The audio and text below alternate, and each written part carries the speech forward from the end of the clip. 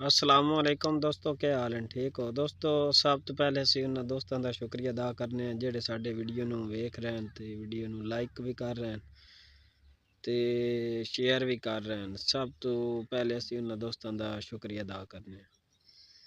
ਦੋਸਤੋ, ਬੱਕਰੀ ਹਰ ਬੰਦੇ ਦਾ ਕੰਮ ਨਹੀਂ ਰੱਖਣਾ। ਬੱਕਰੀ ਕਿਹੜਾ ਬੰਦਾ ਰੱਖ ਸਕਦਾ ਹੈ? नंबर 1 ਤੇ ਬੱਕਰੀ ਰੱਖਣਾ ਸਬਰ ਵਾਲੇ ਬੰਦੇ ਦਾ ਕੰਮ ਹੈ, ਬਰਦਾਸ਼ਤ ਵਾਲੇ ਬੰਦੇ ਦਾ ਕੰਮ। ਸਭ ਤੋਂ ਜ਼ਿਆਦਾ ਇਹਦੇ ਵਿੱਚ ਸਬਰ ਕਰਨਾ ਪੈਂਦਾ। ਉਸ ਤੋਂ ਬਾਅਦ ਜੋਸ਼ੀਲਾ ਬੰਦਾ, ਜੋਸ਼ ਵਾਲਾ, ਜਜ਼ਬੇ ਵਾਲਾ, ਲਗਨ ਵਾਲਾ, ਔਰ ਜਿਹੜਾ ਮੁਸਤਕਿਲ ਮਿਜ਼ਾਜੀ ਦੇ ਨਾਲ ਕੰਮ ਕਰਨ ਵਾਲਾ।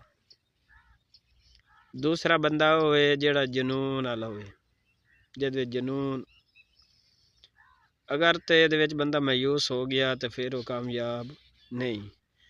हमेशा बंदा नाकाम हो होंदा है जेड़ा बंदा खुद अपने ज़हन च, अपने दिल च, अपने अंदरों नाकामी दी सोच रखता है कि मैं हुण ये काम नहीं कर सकता, लेकिन वो कर सकता है अगर वो हिम्मत करे।